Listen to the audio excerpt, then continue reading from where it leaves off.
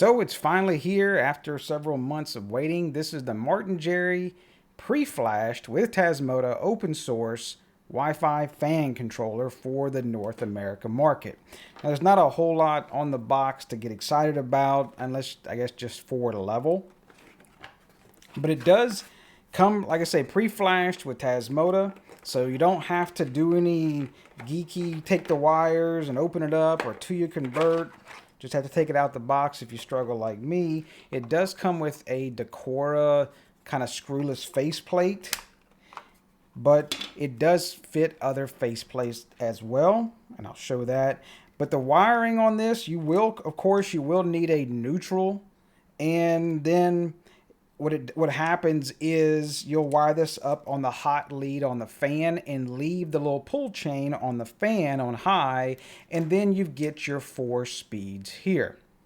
Now, just to make sure, the Decora regular plate that you get from the hardware store, it does fit. Let's make sure. I have had these be a little tight at times, but hey, it fits well. No problem right there with doing Decora face plates on there. I want to see if it does fit this little screwless aftermarket, these inner lights, and how well it pops in. I've always seen that as a discussion on that these fit decently. So that's top. We'll turn it away for people that aren't in Australia. Yeah, so that should fit just fine. And the little inner light screwless, and actually looks pretty nice too. So I think you can get these on Amazon, but I'll check it. I'll see where I can get these, and I'll leave the link down in the description below if you want to look for these little inner lights. They actually look kind of nice. Hadn't put one on there before. So the things you get in the box, just really your screws to put it in the wall box. But yeah, they do come with the ESP chip already inside it. You don't have to do any conversion or soldering or nothing. We're just going to take this out the box. We're going to plug it in to power, and we'll add it into TASMOTA and get it into Home Assistant and whatever else you want to use with MQTT or whatever, because, you know, keep it local. Now, I'm pretty sure you should be able to do a configuration with ESPHome as well. So you can push that little bin file over straight using the web page straight on TASMOTA and bring it over to your ESPHome setup.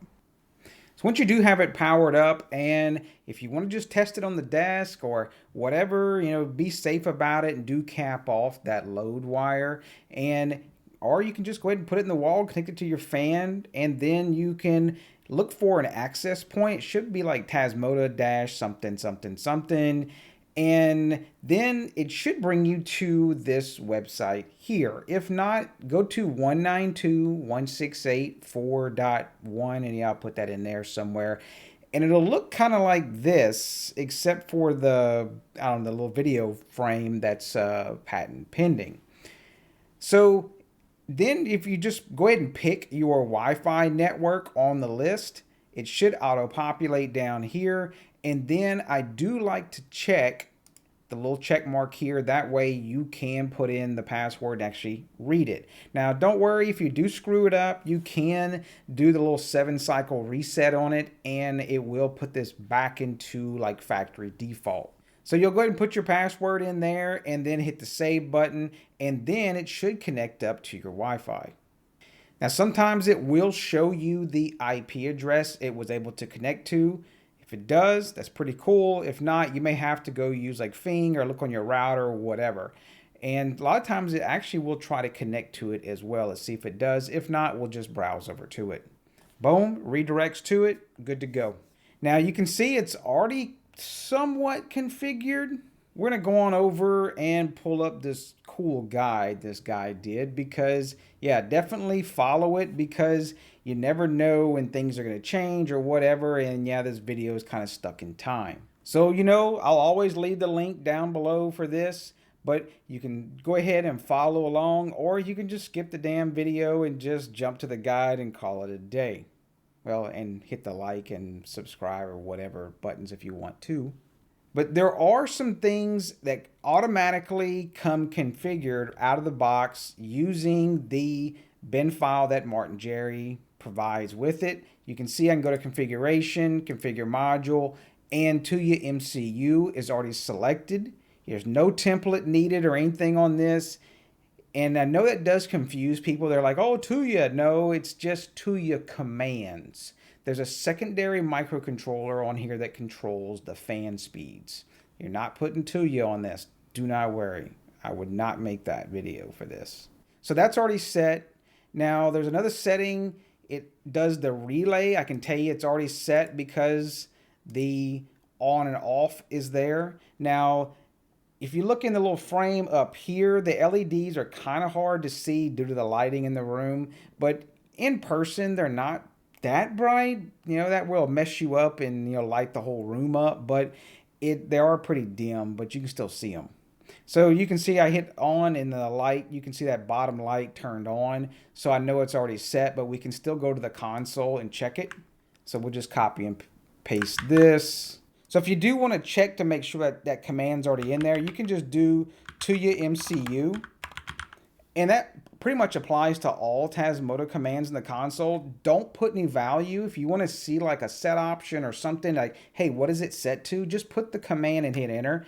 It will spit out and show you what the value is set to without changing it. So you can see tuya MCU, the function ID 11, that's a relay, and then the data point ID is 1. Data point IDs on a tuya MCU is just like, basically like, kind of think of it as an address. And so it's going to send that on off to that address 1. Now the second part, you really have to make a determination of what you want to do. They already have the rule in there. I believe the rule they're shipping with is the one that turns the fan on when the speed preset is changed. And that's going to really depend on how you like to do things. You'll just simply copy and paste the one that you want. I provide both of them here. And we'll just hit the copy button and just paste it in. Don't worry how it kind of looks, and hit enter. And you will notice right away, and I know they're shipping with it currently as recording this video, is rule 1 is off. So you really need to turn rule 1 on. And I do have that next step right here. So if you just follow along with it. So rule 1 is now on. Now, if you want to test hey, does my rule work? The rule is going to basically send that fan speed to Home Assistant because TASMOTA really doesn't support sending the fan speeds through the Tuya MCU to Home Assistant. So we kind of have to use a little special way to convert those packets over. So I'm just going to change the speed by touching the low speed on it. And you can see it's working right away. Tuya receive, blah, blah, blah, exactly. It's going to publish the speed of 0 over to Home Assistant. Good to go. Full speed, there it is. You can see it does speed 3.3. We know that rule is working. Good to go. So next we need to jump back and let's go follow through. Now, Home Assistant integration part. Now, it's kind of a two-step deal. So what you do is you go over here and go to configuration, and we're going to give it a name first under configure other. And it's going to be fan control as the default. Well, I'm going to change it over to, we'll just call it digiblur fan. We set the friendly name, device name. Now we need to put in MQTT settings. Go to configuration, configure MQTT. Typically, the host setting is going to be your IP address of your Home Assistant or HAOS or whatever it may be. Now, I use a DNS record. I highly recommend if you can do that, a local DNS record. That way, if something ever has to change, you don't have to change all your devices. And I just have a local DNS record set in my Pi-hole setup. Now, the user, if you're using HAOS and all the add-on stuff, that's just going to be one of your users inside of Home Assistant. Otherwise, if you're one of the other ones, advanced users, you know how to do your MQTT user and password. Now, I wouldn't change the port unless you need to. Don't change the client. And then full topic, I would not change it. The topic, I do change it. You don't have to, but it's just, I see that on my router and everything getting IP addresses, and it makes it a little easier for me to see. So I'll just go fan digiblur. And then we'll hit save. Now at this point, you're going, hey, I got everything set up. It should be on my Home Assistant and everything. Well, not really. Because there's no fan speeds on actually sending over, Home Assistant doesn't know it's there. If you actually just stop watching and go straight into Home Assistant, you could turn the fan on and off, and that's it. So there's two methods as explained here. And if you don't want to mess with configuration YAML, makes your eyes glaze over, well, this step is for you. If you want to mess with configuration YAML, and the difference is the AutoDiscovery does not have the presets. So you can't go in there and say, hey, just set it to low, medium, or high. You have to do the stupid little slider. And so that's kind of the thing. If you know a way to put a smaller way of this packet, that's, you can see it's pretty massive, into an MQTT publish that's would fit, because we run out of space in TASMOTA. Maybe there's some other way we can pile it in there and get the presets. If there is, I'll update the guide on it. We could just do it all with AutoDiscovery. That'd be pretty awesome. So the AutoDiscovery method right now is missing the presets, but we're going to go ahead and roll with it, and I'll show you. And then we will do the YAML section one, and I will leave the links down below in the little slider where you can just jump past if you don't want to do the one with the AutoDiscovery that misses the presets out. So we're just taking copy this one in, got the cool little copy button there, and then we'll jump into the console. And it's gonna look crazy, but just hit the enter key and let it go through. And then you will need to, and do thank Tony, you know, the guy that did the blurry stuff. He did help out with this conversion. Pretty cool stuff. We'll copy the rule 3.1 because I hate typing that. And then we'll paste that in. And then the next step is you do need to restart it. Now you can do a couple things. You can hit main menu and hit restart. Probably easier. I just set it in like typing that stuff and hit OK. You could just do restart space 1 on the console if you want to restart it as well. Now at this point, you should be able to jump into Home Assistant and see this switch. Now where it's going to be is in your MQTT devices. So go to integrations, then MQTT devices. And there it is, digiblur fan. And you can see we've got, and this is where it can get confusing because the integration of Home Assistant and TASMOTA, it brings over all this diagnostic stuff and everything, and the logbook, whole deal, that brings in that on off. But of course there's no fan speeds there. So the one that just says fan right here, digiblur fan, that actually has the speed. And if you see, we can change the speed down. It does work. I know the LEDs are probably kind of hard to see on there, but the fan speeds do change. And I can hear the relays clicking. You probably can't hear on the mic though. Now, if you wanted to right here, you should be able to rename it as well, because it's just called this entity fan control fan. There's so many digiblur fans, right? You should be one too. So we got 2 digiblur fans now, and yeah, I crack myself in my own jokes. It probably suck, but whatever. So that's pretty much it for there. If you want to do the AutoDiscovery, you can see it's that simple.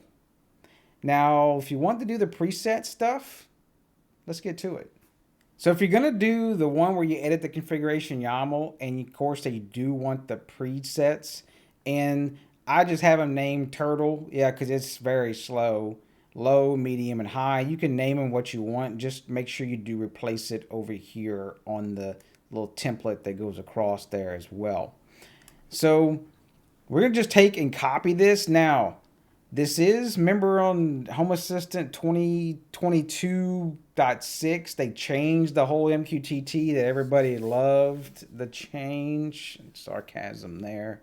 Yeah, you can just copy and paste this section, but remember, don't duplicate your MQTT. Don't duplicate the fan sections. And I already have an MQTT and fan, but just for simplicity's sake, I'm just going to go ahead and copy it here, the whole thing, and that way I'll just paste it into my YAML file. So here's my fans. Still need to find more fans, and there'll be jokes throughout the video, so stay a while. But I'm just going to delete MQTT, delete the fan, and no, we don't delete fans. And there we have living room fan. Well, we're going to call it digiblur YAML fan, right? We're all YAML fans, I'm sure. And then the topic has to be changed, and I do talk about that here, is don't forget to change the fan living room topic to your MQTT topic. And where do you get that? Well, that's the one you set, right?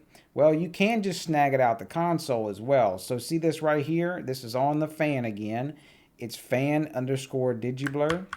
And I'll just come along and make sure you do change every single one. I guess we could have just done a find and replace, but Notepad++ shows me all of them already, and it just takes a matter of a couple seconds. And that's all you need to change with it. So go ahead and hit save. Now I have my cool little server control thing on my panel on the left, so I don't have to dig for it every time. Hit check configuration. Yep. All good to go. We can hit restart and we should be able to check out our new fan with presets. So you won't be able to find the fan in MQTT devices or TASMOTA really. Well, you have to go into developer tools and we'll take a look. So click on states and I have this already filtered by digiblur_, and there it is. There's that digiblur YAML fan. And so there it is. You do get the fan. You get the little on off switch. It lights up. You get the preset, the little slider. It does the whole deal. Pretty cool stuff. But hey, let's try to add it to the dashboard. Get the low, get the medium, high. Now, of course, there's no turtle mode, but I don't use it that often. I guess that should be more the wife mode because she doesn't like the fans on. I like them full blast. So that's pretty much it for this one. I do appreciate Martin Jerry giving us some fan controllers pre-flashed with TASMOTA out the box. Now, of course, if you want to do ESPHome, definitely share your configuration form. I haven't put ESPHome on these yet, but I'm sure it works just fine since they do support tuya-MCU. I appreciate all the YouTube subscribers, Patreon members, the whole deal. Definitely couldn't do it without you. And yep, you know the drill. Press all them buttons and y'all take care. So inside here, we want to look at this half first and see. We'll go ahead and unplug this. Looks like white is keyed. So the glare is kind of getting this, but this is the ESP12, which is 12S, 12F, pretty much the same pinout. It's going to be your ESP8266. Now, not a whole lot to the low voltage side of this. You've got the little header that goes to the high voltage side. This is what kind of does the magic. So this is a secondary tuya-MCU, and you'll see them referred to as, some people are like, oh, it's tuya-MCU. Well, no, it's tuya commands to a secondary microcontroller. So the ESP8266, where TASMOTA lives right here, actually just kind of handles the Wi-Fi and the state of things to go into Home Assistant, and then when you tell it, hey, set the fan to low, it actually sends a command to this chip to do all the LEDs and the touch panel and the whole 9 yards. So then, of course, when you do change the front to change the speed, it changes it here first, and then it will tell the ESP chip, hey, I just changed to low speed. You need to tell the people over on Wi-Fi, MQTT. So that's what that whole little talk back and forth. Now, I did want to look here, is they do have some little download headers. Let's see if we can zoom in a little better. So at the top, they have those little download headers. And I know that that was from that previous PCB board. And they're talking about jumping those to make the secondary tuya-MCU shut up, basically, so you can flash the thing. But of course, we're not having to go through all this, but you do have the necessary headers to flash this thing if you really screw it up, like if you were trying to convert it over to ESPHome or whatever. I mean, you really can't brick an ESP8266. You really have to let the smoke out of it. There's not a whole lot we can see because of the big capacitors in the bottom. So you've got the 3 relays up here that changes in and switches the capacitors in and out, which that changes your fan speed. That's the same thing what happens whenever you pull the little pull chain on your fan that everybody's familiar with them. You pull it once and it goes to high, then medium, then low, etc. Some of them are backwards, just depends. So basically you're moving these capacitors that are sitting in your fan to the wall, and then of course you do add an additional one so you get 4 speeds instead of just a 3. So that's pretty much the power supply where all that lives, and this connects through that ribbon cable. Of course, again, you don't have to take yours apart, since this is all pre-flashed. So one thing I really wish they would do and pile it in there, I know Treat Life did it, was if there was also later a model, I know we always want to ask for more, is they had one that had a dimming circuit in it as well, with some nice dimming buttons and fan control buttons all in one.